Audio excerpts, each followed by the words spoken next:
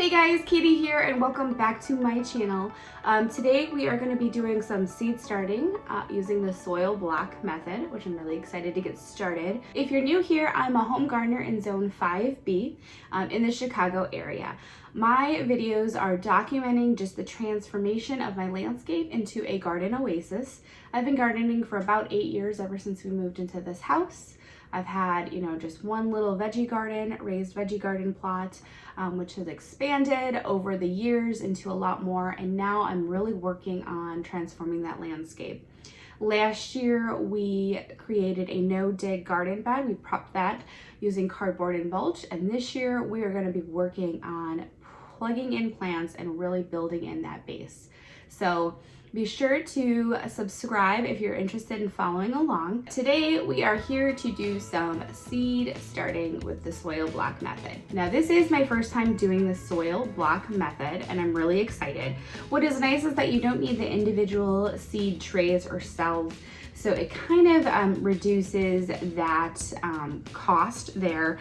It makes it a little bit more eco-friendly. Using the soil block method also reduces the transplant shock on your plants when you go to plant them out into your yard. So it is a really great method to do. It's eco-friendly and it typically takes up less space than the regular seed cells. So if you are gonna do the soil block method, you will need one of these contraptions here. I got mine on Amazon and I can link it below for you guys.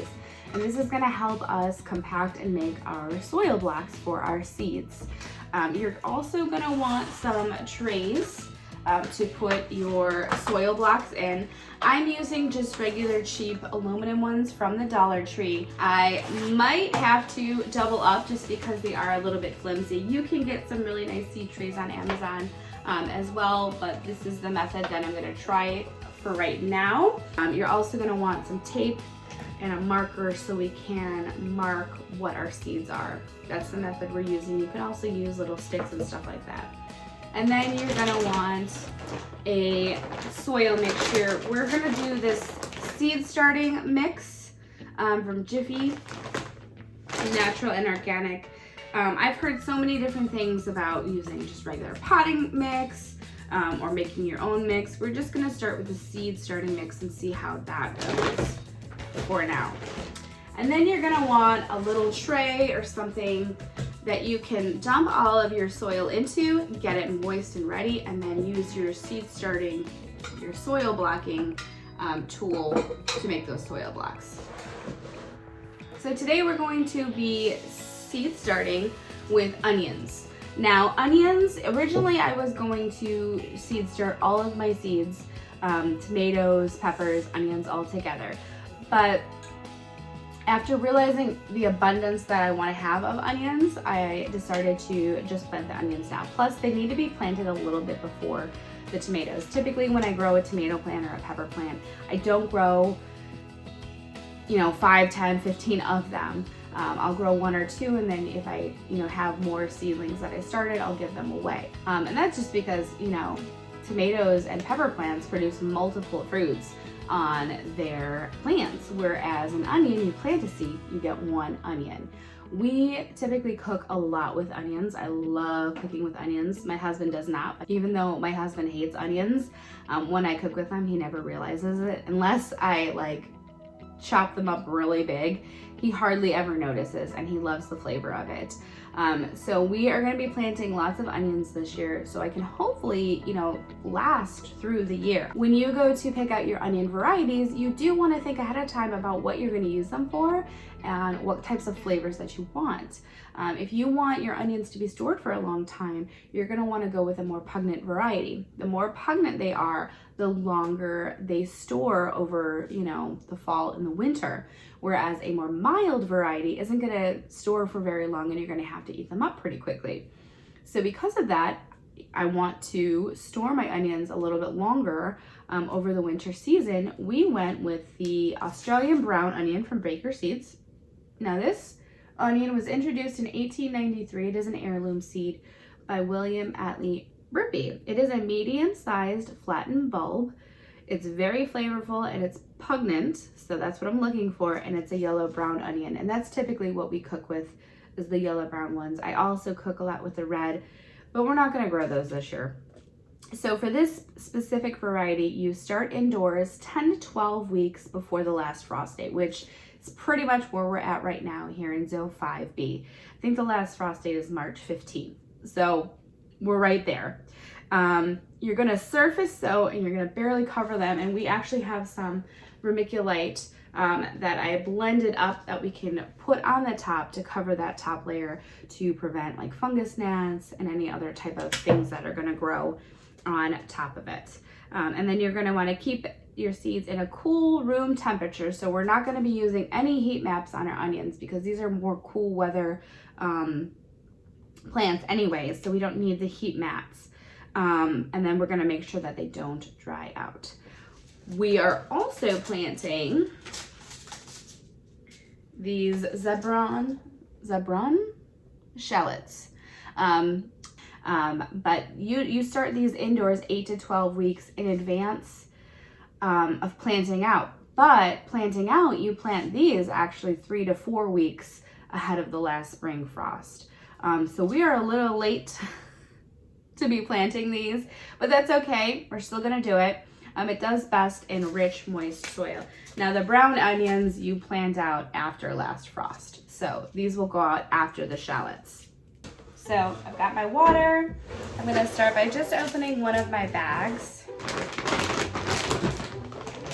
depending on how much comes out. Okay, this is about a 12-quart bag.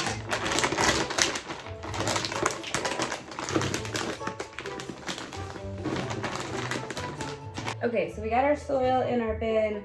We are gonna pre-moisten it, because it's easier to do that first.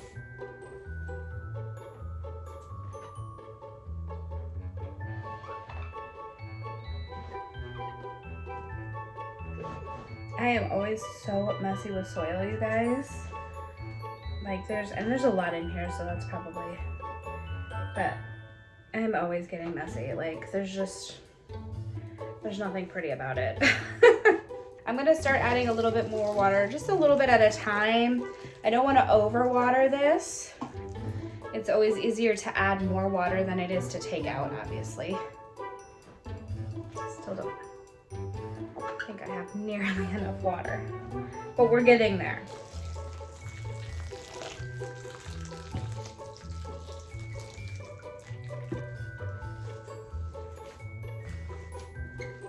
Yeah, I think that's a good amount, actually. We're gonna see.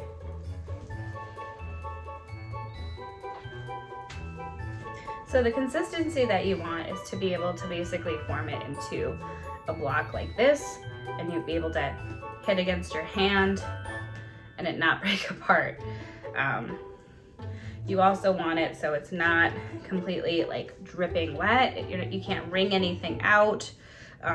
So nice, firm, solid, like that. I think this is a pretty good consistency. We're just gonna have to try out and see. This is my first time. Okay, so I'm gonna start making the soil blocks obviously first, then we'll plant the seeds later. Put those to the side. Get my first tray ready. So what you wanna do is you kind of wanna go at it at an angle, like that, to fill it up, and flip back a little bit. And then you're gonna wanna kind of level it out. You place it down, and as you're pulling up, you're pushing down on this, like this.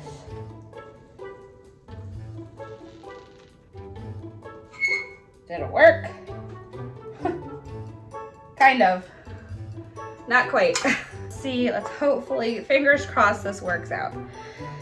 Okay.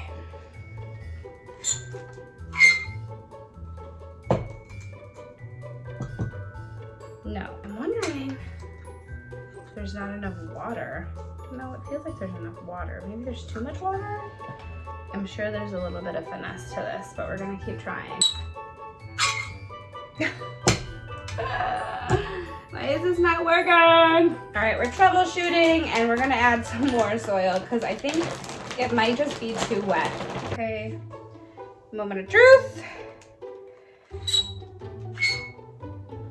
Okay, so a couple of things come to mind. I added more and I think I even made it more too dry. So I'm either not compacting it enough or it still wasn't wet enough. So we are gonna add more water.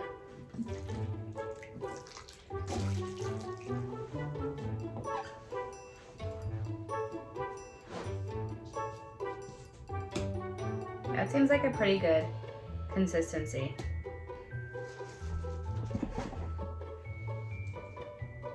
Make sure we really compact this.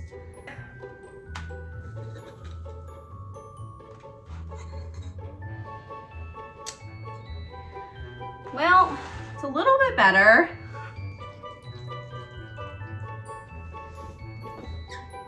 I feel like that's the closest we've gotten to what we want. So we're definitely on the way. I took a break and I wanted to like troubleshoot and figure out why is my soil sticking to my seed block tool. And it said if it's too dry, it will stick to your seed block tool. And if it's not compacted enough as well. So we're just gonna keep on trying until we get it right.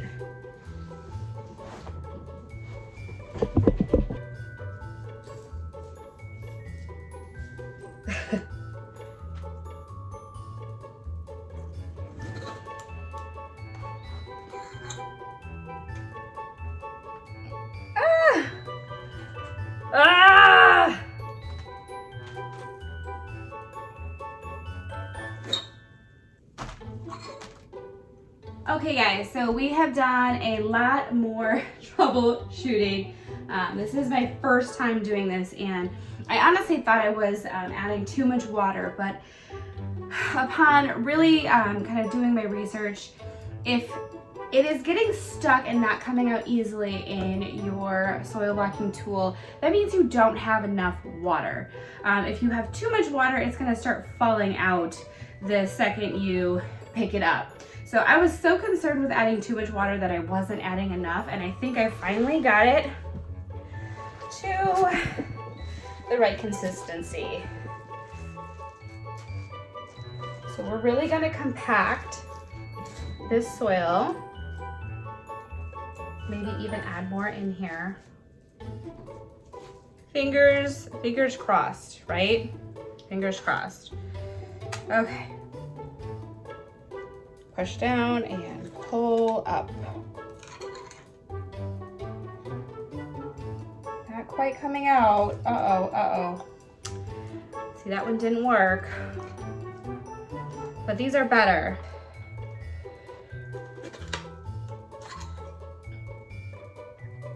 Okay, those are a lot better. Those are a lot better. I'll take it. As you can see the hole in here. They're still kind of delicate. So, God, I hate to add more water, but I mean, that seems to be the direction that we went in and it worked. So I'm gonna see if I can play around with the soil a little bit more, add just a touch.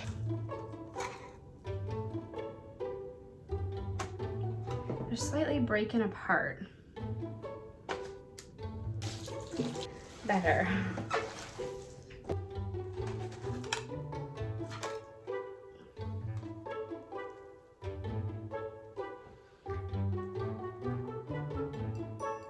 I think these look pretty good. Let's keep going.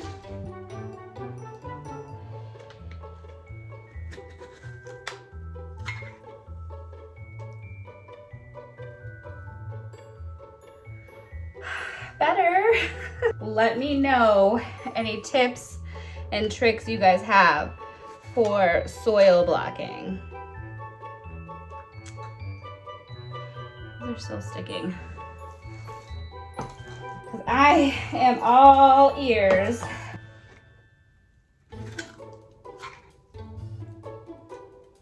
That was like the best one, but they're still like not perfect.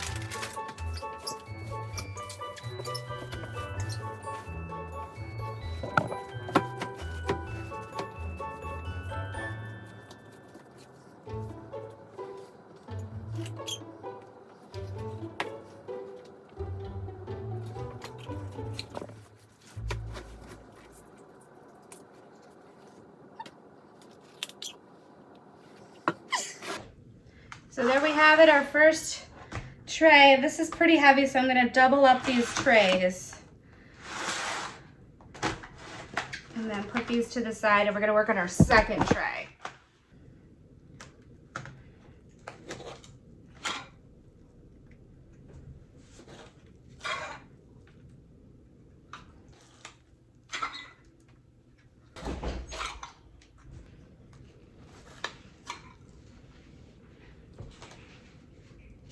Okay, so I think we're actually gonna stop there.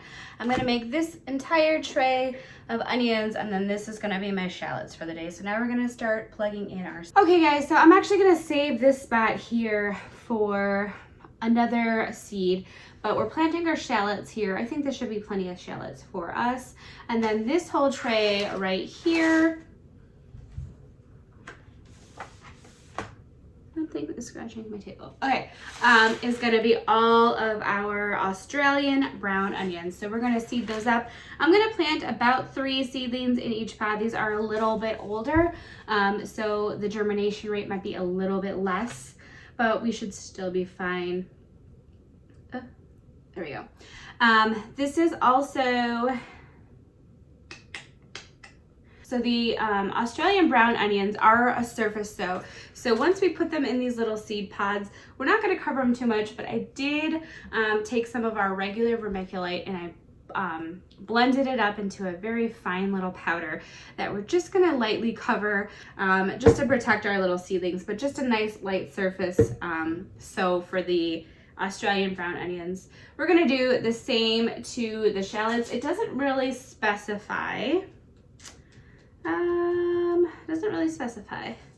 Oh, 1/4 inch for that guy. So we might end up covering that up a little bit. Yeah, so these will surface sow, and these will just cover up a little bit. This is the depth of 1/4 inch. Yeah, 1/4 inch. And we'll put a couple of seed pods, or we'll put a couple of seeds in these as well, because these are about 3 years old. So we're gonna get started.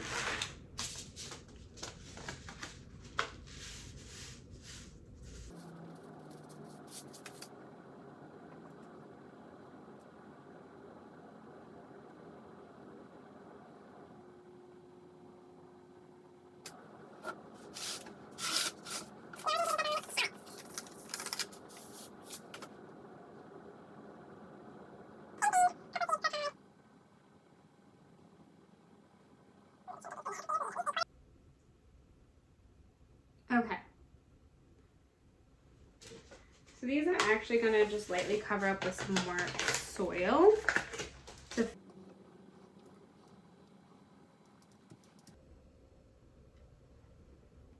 Just like so. Okay. And then these we're just gonna top dress with a little bit of vermiculite.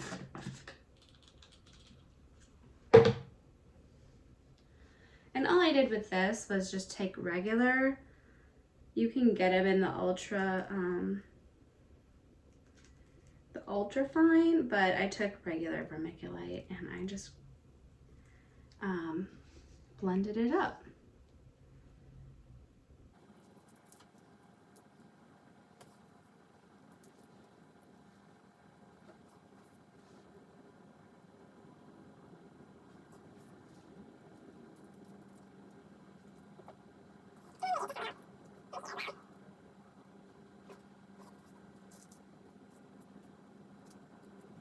Well, clearly that did not turn out how I had hoped or expected. I'm definitely gonna have to do some more troubleshooting with the soil blocking.